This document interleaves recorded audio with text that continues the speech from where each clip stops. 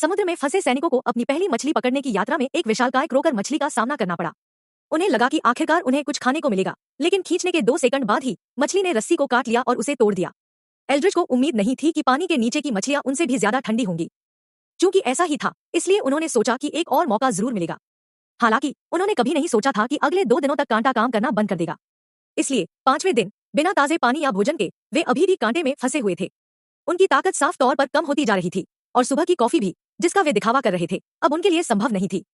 प्यास से बेहाल पास्टुरा ने समुद्र के पानी की ओर देखा और उसे पीने के लिए हाथ बढ़ाया, लेकिन मार्क ने उसे तुरंत रोक दिया। समुद्र का पानी न केवल प्यास बुझाएगा बल्कि निर्जलीकरण को भी तेज कर देगा। मार्क ने उन्हें कम से कम व्यायाम करने और अपनी ताकत बनाए रखने के लिए कहा, लेकिन एल्ड्रिच ने कहा कि तब भी उन्हें नहीं पता था कि वे कहां पहुंचेंगे। मार्क ने कहा कि उसने पहले ही इसकी गणना कर ली थी और जब उसने अपने प्लॉटर की ओर हाथ बढ़ाया तो उसे अपने शरीर पर कुछ और महसूस हुआ। वह आश्चर्य से सिहर उठा, लेकिन पता चला कि वह तो बस एक पेंसिल थी। लेकिन मार्क के लिए यह एक बहुत ही महत्वपूर्ण वस्तु थी। उसने तुरंत एक लाइफ जैकेट ढूंढी और उस पर एक साधारण सा समुद्री चार्ट बनाया, जिसमें उनके उतरने के समय की धाराओं और हवा की गति को मापे गए आंकड़ों के साथ जोड़ा गया था। प्लॉटर से मिले आंकड़ों ने तुरंत उनकी वर्तमान स्थिति का पता लगा दिया। मार्क का मानना था कि अगर हवा की दिशा नहीं बदली तो वे ज्यादा दूर नहीं बल्कि पास्टुरा द्वीप पर पहुंच जाएंगे। यह खबर सुनकर उनमें आशा की एक किरण जगी। हालांकि पास्टुरा ने कहा कि अगर हवा की दिशा बदलती रही तो वे नक्शे पर अंकित द्वीप तक नहीं पहुंच पाएंगे। इस समस्या ने मार्क को परेशान नहीं किया। अपने सामने लाइफ जैकेट देखकर उसके दिमाग में तुरंत एक विचार आया। उसे बस धारा को नियंत्रित करना था। उसने तुरंत एल्ड्रिच से रेलिंग की रस्सी हटवाई और पास्टुरा से तार ढूंढने को कहा। फिर उसने रास्ते की दोबारा जांच की और पास्टुरा से भरपेट पानी पीने के बाद उन्होंने अपना एकमात्र पानी का थैला फिर से भर लिया। पानी की समस्या अस्थायी रूप से हल हो जाने के बाद अगला काम भोजन ढूंढना था। एल्ड्रिच, जिसने एक ताजा मछली पकड़ी थी, ने देखा कि कोई मछली कांटे पर नहीं फंस रही है। गुस्से में उसने अपना चाकू उठाया और उस पर कई बार वार किया। उसे लगा कि उसने जीवन रक्षक नौका पर वार कर दिया है और मार्क चौंक कर बीच बचाव करने के लिए आगे बढ़ा। लेकिन एल्ड्रिच को लगा कि कुछ गड़बड़ है। जब उसने शार्क को उठाया तो पाया कि वह एक शार्क थी जिसे पास्टुरा ने कसकर पकड़ रखा था। तीनों के संयुक्त प्रयासों से शार्क ने तुरंत अपना प्रतिरोध खो दिया। अधीर एल्ड्रिच ने तुरंत शार्क को नियंत्रित करना शुरू कर दिया।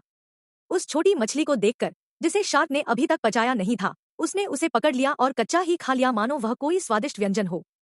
फिर तीनों ने शार्क को तेजी से खाना शुरू कर दिया। 7 दिनों से कुछ न खाने के कारण उनकी भूख आश्चर्यजनक रूप से बढ़ गई थी। जल्द ही पूरी शार्क खा ली गई। एक बार जब वे संतुष्ट हो गए तो एक नई समस्या खड़ी हो गई। शार्क के विच्छेदन से बचे मलबे ने तुरंत शार्क के एक बड़े समूह को आकर्षित किया।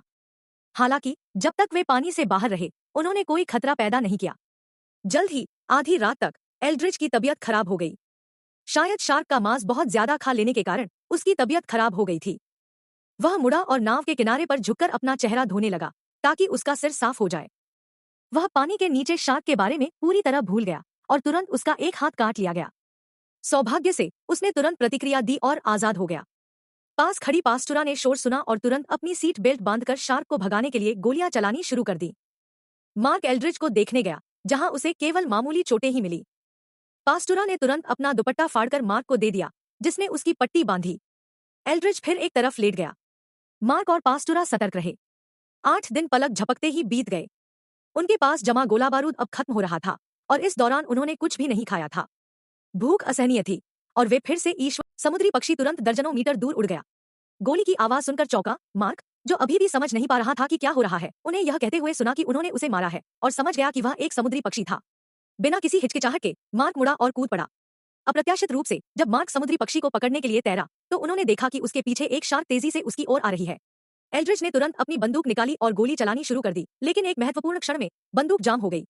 हालांकि मार्क जानता था कि शार्क उसका पीछा कर रही है, उसने समुद्री पक्षी को नहीं छोड़ा। आखिरकार जैसे ही शार्क उसे पकड़ने ही वाली थी, एल्ड्रिच और बाकी 2 ने झट से उसे पकड़ लिया। शार्क के तैरकर दूर जाने के बाद उन्होंने पक्षी को कच्चा ही खा लिया, जिसका स्वाद उनके आम चिकन जैसा था। एल्ड्रिच ने कहा कि पक्षी के मांस का मतलब था कि वे जमीन से ज्यादा दूर नहीं थे। लेकिन मार्क ने कहा कि इस प्रकार का सारस हजारों मील उड़ सकता है, उन समुद्री पक्षियों के विपरीत जिन्हें वे आमतौर पर देखते हैं। जल्द ही 20वें दिन की सुबह मार्क की नींद खुली और उसने सबको सोते हुए पाया। उसने उन्हें जगाने के लिए सीटी बजाई और फिर उन्हें कोसा। उसने कहा कि हो सकता है कि वे सोते हुए द्वीप से चूक गए हों या हवा का रुख बदल गया हो और उन्होंने हेलो को समय पर नहीं छोड़ा हो, जो उनके लिए बहुत नुकसानदेह होगा। एल्ड्रिच इसे बर्दाश्त नहीं कर सका। उसने दावा किया कि वहां कोई द्वीप नहीं था और मार्क के नेविगेशन चार्ट बनाने के आधार पर सवाल उठाया। हमें तो यह भी नहीं पता था कि विमान दुर्घटनाग्रस्त होने पर हम कहाँ थे। आप हमारी लोकेशन कैसे पता कर सकते हैं? शुरुआती बिंदु? क्या आपने बस हमारा रास्ता टटोला और फिर वहीं बस गए? बार बार पूछताछ के बाद मार्क के पास शब्द नहीं बचे। फिर उसने मार्क से जोर देकर पूछा कि दुर्घटना से पहले के मिनटों में वह क्या कर रहा था और हम अचानक अपना रास्ता क्यों भूल गए। हताश होकर मार्क ने आखिरकार सच कबूल कर लिया। उसने बताया कि वह सो गया था और पास्टुरा की आवाज सुनकर उसकी नींद खुल गई। जागने पर उसे एहसास हुआ कि वह अपने रास्ते से भटक गया है। उन्हें उसके जवाब पर यकीन नहीं हुआ। पायलट विमान में सो गया था जिससे वे समुद्र में बह गए। वे इस बात से बहुत दुखी थे। मार्क उन्हें बहुत समय से बताना चाहता था लेकिन समझ नहीं पा रहा था कि कैसे। उसे बहुत ग्लानि हुई और उसने माफी मांगी, लेकिन एक साधारण माफी से कुछ नहीं हो सकता था। अब सबसे जरूरी बात यह थी कि वापस जमीन पर कैसे पहुंचा जाए। कुछ पल की शांति के बाद उन्होंने आखिरकार मार्क को माफ कर दिया और उसके पहले से बनाए गए रास्ते के नक्शे के अनुसार आगे बढ़ते रहे। द्वीप पर जल्दी पहुंचने के लिए उन्होंने मार्क के छूटे हुए जूते पहने और फिसलने लगे। एक अनदेखे पल के बाद वे एक बार फिर लगभग टिक नहीं पाए। चिलचिलाती गर्मी और बिना पानी के कई दिनों ने पास्टुरा को लेटने पर मजबूर कर दिया था। लेकिन जल्द ही मौसम बदल गया। पिछली बार जैसे ही हालात की उम्मीद करते हुए वे तुरंत बारिश का पानी इकट्ठा करने की तैयारी करने लगे। जैसी की उम्मीद थी, तेज बारिश आ गई। उन्होंने जल्दी से अपनी पानी की टंकियां भर लीं, लेकिन अचानक मौसम फिर बदल गया। पलक झपकते ही एक अशुभ सा एहसास उन पर छा गया। इससे पहले कि वे कुछ कर पाते, कई मीटर ऊंची एक लहर उन पर टूट पड़ी और तीनों पानी में गिर पड़े। सौभाग्य से उन्हें कोई नुकसान नहीं हुआ। दोनों ने मिलकर लाइफ बोट पलटी और जल्दी से उस पर चढ़ गए। न जाने कितनी देर तक तेज हवा और उफनती लहरों का सामना करते हुए आखिरकार वे तूफान से बाहर निकल आए। तब तक वे पूरी तरह थक चुके थे। कई दिन और बहते रहे। वे भूख से व्याकुल होकर दुबले-पतले हो गए थे।